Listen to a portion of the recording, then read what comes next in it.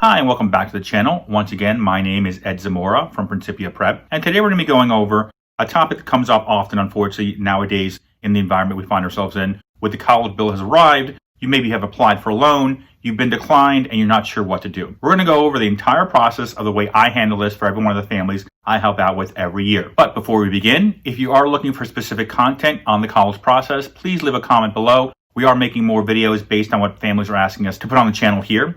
As well as if you'd like to be notified of new videos coming out, please hit the subscription button. And if you do like the content here we have today, please hit the like button. It does help our channel. Now let's begin.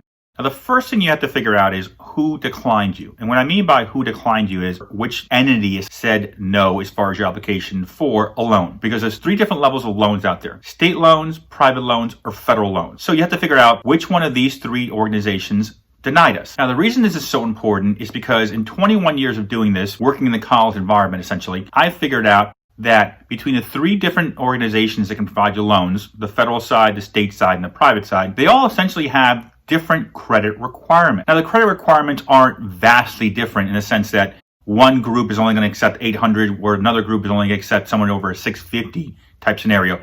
But there is nuance to this situation where one group is typically looking for a higher credit score, another group is looking for a little bit lower, and the third group a little bit lower than that. Usually, from my experience, it's the state loans that require a higher credit requirement. Then you drop down to the private lenders, and then underneath that, you're looking typically at the federal loans. Now, when I say federal loans, I'm talking about the Parent Plus loans. So think about it this way. State loans want a higher credit requirement, followed by the private lenders, then followed by the federal Parent Plus loan. Now, if you're looking for more insight about the three different lenders and how they work, we have two different videos to check out, which I put in the description. The first is understanding the three types of student loans out there available for you. And the second video is understanding the subsidized, unsubsidized, and Parent Plus loans from the federal side. And once again, I put the links in the description. So based on this, if you were declined from a state loan, then the first thing I'm looking to do is go to the second level to the private lenders, the Sallie Mae's, the Discovers, the Citizens Bank, etc. I've actually also in the description also provided our preferred private lender list, which is based on ranking, based on the interest rates they have available, the terms and everything else, who we think are the best out of the mix of all the private lenders. We have the links also in the description as well, so you can just click on the link and just go right to the website and start filling out the applications. You've been declined the state loan, you start the private loan sector and start working with them to see if they will approve you. Now let's say you've done the state and been declined, and you've done the private loans and been declined. Obviously you drop down to the third level and you start filling out the Parent Plus loan for funding. Now you may be wondering, Ed, why don't we just start with the Parent Plus loan? Why don't we just go straight there and just avoid the state and the private loans, just in case I'm not sure where my credit score is, or maybe I've had some issues in the past? Well, for starters, the Parent Plus loan has some limitations as far as being able to use a loan in any way you want, such as the first limitation is the Parent Plus loan is only in the parent's name.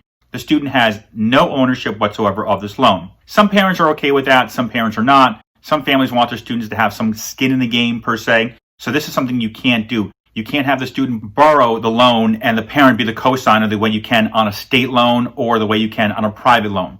The federal loan, the Parent Plus loan, only starts off with the parent is the borrower. The second unfortunate situation is the Parent Plus loan has a 4.3% origination fee, which means you're paying them a fee to take out this loan. So let's just say that you're taking out just a loan somewhere in the neighborhood of, let's say, $40,000. What this basically means is if you're taking out a $40,000 loan, you are essentially paying over $1,700 in fees. On our ranking list, we actually have the Parent Plus loan ranked as 5th based on the starting interest rate of over 5%, where many of the private lenders, also some of the state lenders, are providing rates as low as 1.5%, 1.25%. So as you can see here, there are some reasons why we like to start off with either the private or the state loans, then work our way into the Parent Plus loan prior than starting with the Parent Plus loan. Now, everyone's financial situation is obviously different that's watching this video. Some of you are just going to say, let's just do the Parent Plus loan because I want the loan in my name anyways. Obviously, you get to sit down, figure out all your benefits and negatives. Once again, watch our video on understanding the three different loans. This will provide you pros and cons of the three different loans, informing you more to help you make a more educated decision. So let's say you've been denied the state loan, you've been denied the private loan, you've been denied the parent loan, and you're sitting there wondering, okay, I've exhausted all three levels. There's nothing else I can do. What can I possibly do now? Well, right off the bat, The benefit of being denied the Parent Plus loan is unsubsidized federal direct loans will be increased between $4,000 to $5,000. If your student's entering freshman year or going into their sophomore year, they will typically be provided an additional $4,000 on unsubsidized loans. If they're going into their junior year or going into their senior year, they'll typically be provided an additional $5,000 of unsubsidized loans. You're obviously sitting there thinking, well, Ed, we're adding more loans. What's the difference? Is not exactly the greatest help. True, yes, it's not the greatest help, but it is help. The main reason being is that the federal unsubsidized direct loan, the interest rate is 2.75%, one of the lowest rates out there for any student loan. As well as there's no credit check or any of those things available. It's just automatically given to you by being denied the Parent Plus loan. So essentially puts more money on the table to help us cover the college costs. Now that we got the extra money there, the second thing we need to do is contact the financial aid office. The reason we're contacting the financial aid office is to advise them that we've been declined the Parent Plus loan. You can even tell them about the state loan and private loan if you want to as well. But the reason you're telling them about the Parent Plus loan specifically is because this loan itself, they know has the lowest credit requirement, which means they obviously understand at this point in time, there are no lenders that are going to provide you any assistance. At this point in time, you're going to them and asking them for a financial appeal based on the fact you cannot find a lender. So you need additional funding to help make this college dream, per se, even possible. Now, typically an appeal is done directly with the financial aid office with their financial aid officer. Some schools will ask you to write an email. Other schools will just do it over the phone as far as the appeal. Some schools want you to send a letter in. Every school is different. But I would always appeal if you've been denied the Parent Plus loan. This is a strategy I've used as far as the appeal once I've been denied the Parent Plus loan for almost every family I work with. Mainly because the worst thing that can happen is they say no. Best thing that can happen is they say, sure, we're going to provide you with additional funding. And then when they provide you with additional funding, almost 100% of the time, it's additional grant money because there's nothing else they can really provide you. Sure, they can give you some work study funds, but they know, and you guys know, if you watch my other videos, the work study funds don't help pay the bill. So I would go back and say, thank you for the work program, but the bill is still there. So we're directly going to them saying, been declined, please help us out. Now that you've been declined by all three people, and now that we've got the extra unsubsidized money added on to our students' financial aid package, as well as hopefully we got some extra money from the appeal to the financial aid office. Now we come down to, we have three options available. First option, find a cosigner other than you, i.e. the parent, to help out to basically bridge the gap between your credit and the student to get a private loan or a state loan. You're probably wondering, Ed, why don't we have them co-sign the Parent Plus loan, which you can do? I would not co-sign the Parent Plus loan because the moment you have somebody else help you essentially co-sign your Parent Plus loan, problem is going to be that student automatically loses the extra $4,000 or $5,000 unsub money they were given. It's taken away. So in a weird way, you're actually substituting the Parent Plus loan, remember, over a 5% interest rate for a loan at 2.75. It doesn't make financial sense. Get a private loan or a state loan to add on to the unsubsidized extra money I have. That way, you're getting the benefit of unsub.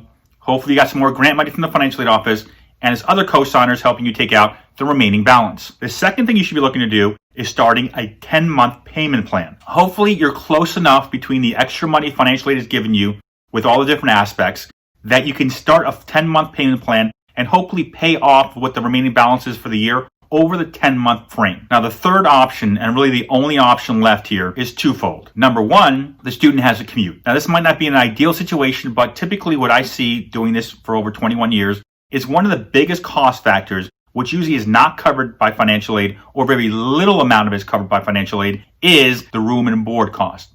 This, in some cases, reduces your cost by anywhere between $12,000 to $15,000. This might bring you into the mix where you can make this financially feasible for your family. Now, obviously, this year things are completely different, especially considering the fact that COVID is making it, in some cases, the schools have to go online anyways. But for those schools that are going to be on campus, you might want to consider going on the online part of it or telling them you're not going to be rooming there for whatever reason to help reduce the cost. Now, the second part of this is you can elect to change the college. Now, I know this is not an ideal situation for the college to be changed at this point in time with the little amount of time you have available. But the reality is, if you cannot get a lender or a co-signer to help bring the money in that you need to help pay for the bill, or get the school to reduce the cost enough where it makes financial sense for you, you have to factor in that every year going forward, this cost is going to increase.